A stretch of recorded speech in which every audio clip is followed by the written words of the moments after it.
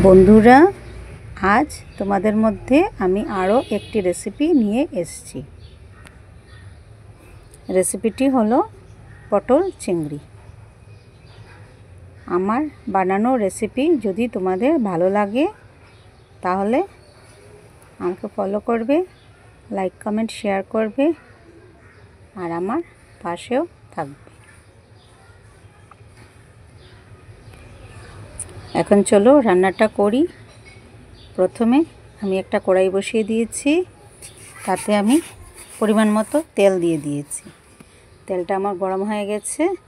এখন ওর মধ্যে আমি আগে থেকে নুন হলুদ মাখিয়ে রাখা পটলগুলো দিয়ে দেব, দিয়ে হালকা করে ভেজে উঠিয়ে নেব।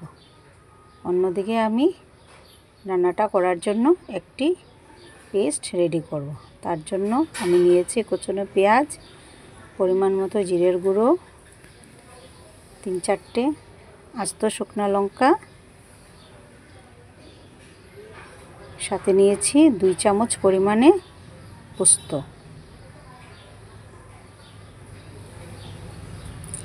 আর সাথে নিয়েছি আদা,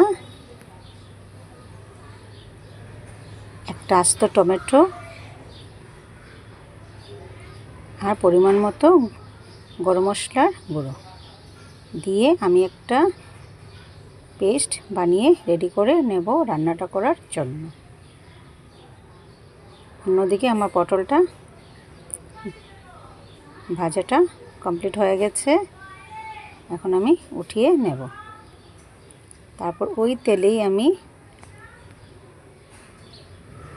ফোড়নে আমি জিরা দিয়ে দিয়েছি, দিয়ে সাথে কুচনো পেঁয়াজগুলো দিয়ে দিয়েছি।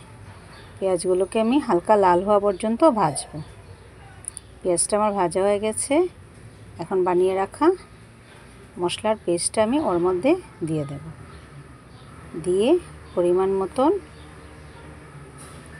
নুন আর হলুদ গুঁড়োটা দিয়ে দেব, দিয়ে ভালো করে মিক্স করে অল্প জল দিয়ে মশলাটাকে আমি ভালো করে কষিয়ে নেব, যাতে মশলাটার মধ্যে কাঁচা গন্ধটা না থাকে।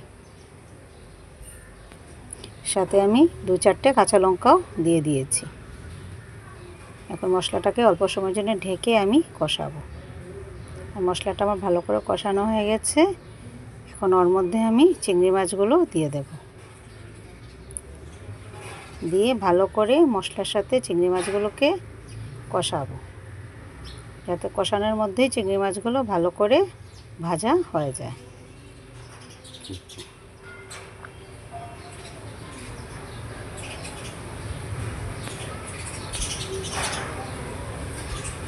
আমার এখন চিংড়ি মাছের সাথে মশলাটা কষানো হয়ে গেছে।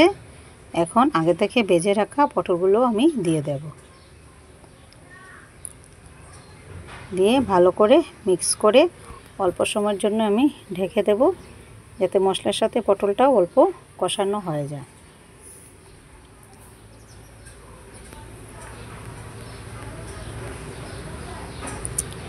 এখন আমার মশলাটা কষানো হয়ে গেছে। এখন পরিমাণ মতো ফুটানো জল আমি ওর মধ্যে দিয়ে দিয়েছি, দিয়ে অল্প সময়ের জন্য ঢেকে দেব, যেন জলটা ফুটে উঠে যায়।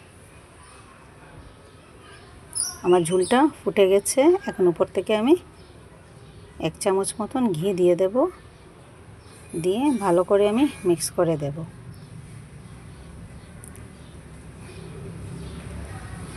দিয়ে গ্যাসের আঁচটা কমিয়ে অল্প সময়ের জন্য আমি ঢেকে দেব,